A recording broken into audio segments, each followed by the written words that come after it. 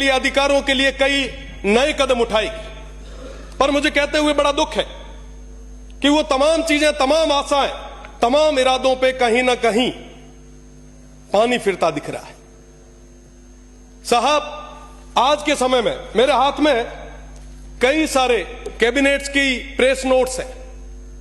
लगभग हर कैबिनेट के press note के अंदर एक ही चीज लिखी हुई आ रही है, land allotment, land allotment, land allotment और लैंड अलॉटमेंट। और साहब, पूरे पश्चिमी राजस्थान की जमीनों को उन अंग्रेजों के समान मल्टीनेशनल कंपनी जो आई है उनके चरणों में आपने सुपुर्द कर दी।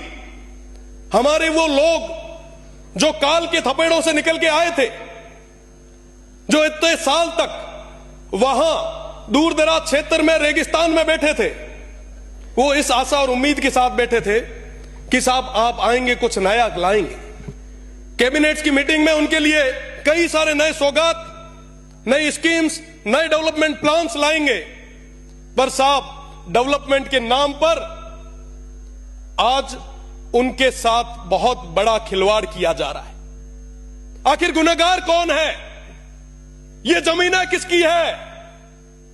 किस शर्त पे दी जा रही है? वहां पे जिस गोधन की आप बात करते हैं, उस गोधन का क्या होगा? वहां के लोगों का क्या होगा? उन किसानों का क्या होगा? वहां पे रहने वाले लोगों का क्या होगा? सब कोई कभी विचार किया आपने? लाखों करोड़ों हेक्टेयर जमीन दे दी, आज भी देते जा रहे हैं। सब इस बदले में आपको मिला क्या? आज भी वो क्षेत्र बिजली के लिए तरस रहा है।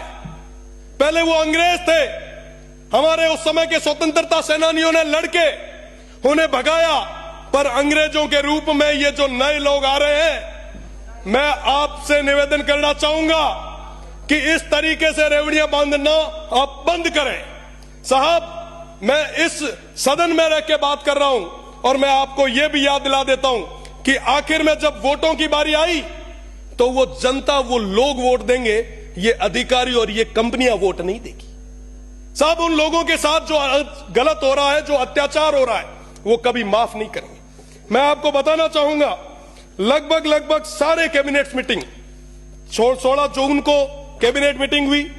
पहला ही पहला डिसीजन हमारी कैबिनेट का क्या रहा? यहां पे कई सारे माननीय सदस्य भी विराजे हैं, वरिष्ठ, आप पढ़े, आप देखें, हमारे दुख को आप समझे, हमारी पीड़ा को समझे। और हम ये इसलिए कह रहे हैं क्योंकि आने वाली पीढ़ी आपसे और हमसे पूछेगी कि साहब, ये जब रेगिस्तान खत्म हो रहा था, ये वन्य संपदा खत्म हो रही थी, तो उस समय आप क्या कर रहे थे? साहब, भगवान के लिए ही सही, पर उन लोगों के साथ जो कहीं ना कहीं अनपढ़ रहे, इस तरीके का अत्याचार आप ना करें। अगर वो लड़ने के लिए आगे आ गए तो मैं आपको बता दूं कि रोकने के लिए आपका सिस्टम फेल हो जाएगा। वो मजबूत लोग हैं जो 75 और 61, 65 और 71 की लड़ाइयों में जिन्होंने अपने सिर दिए, उनको हल्के में ना आंकें, उनके साथ इस तरीके का अत्याचार ना करें, उनकी जमीनों को कोड़ियों के दाम पर आप मल्टीनेशनल कंपनियों के चरणों में न दें। मेरा पुनः आप सभी से निवेदन कि आप उनकी पीड़ा को समझते हुए ये जो अनैतिक ढंग से जो लैंड अलॉटमेंट हो रहे हैं, इसको पूर्ण तरीके से आप बंद करें, उन सीमांत के लोगों के साथ न्याय करें। बहुत बहुत धन्यवाद। जय हिंद, जय भारत। श्री हरि बोल।